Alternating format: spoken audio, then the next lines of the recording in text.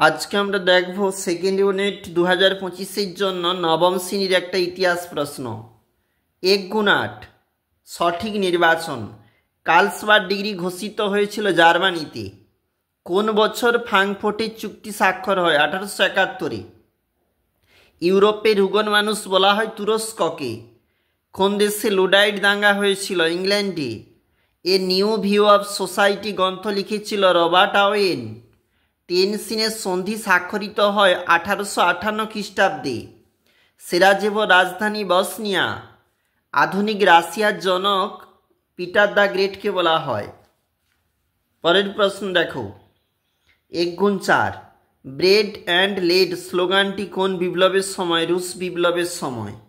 কোন গ্রন্থকে সমাজতান্ত্রিক দর্শনের বাইবেল বলে? দাস ক্যাপিটালকে। সুয়েজ খাল কোন দুটি সাগরকে যুক্ত করেছে? লোহিত সাগর আর ভূমধ্য সাগর। ত্রয়োদশ আলফানসো কে ছিলেন? স্পেনের রাজা। পরের পেজ, সত্য মিথ্যা বলেছে।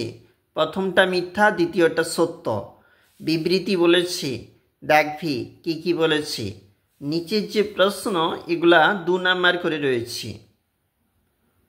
এবং দেখো, যেখানে 4 মার্কের 2টা প্রশ্নের উত্তর দিতে হবে এবং 8 মার্কের একটা প্রশ্নের উত্তর দিতে হবে। দেখবে তোমরা, দেখছিলাম নবম শ্রেণীর ইতিহাস প্রশ্ন।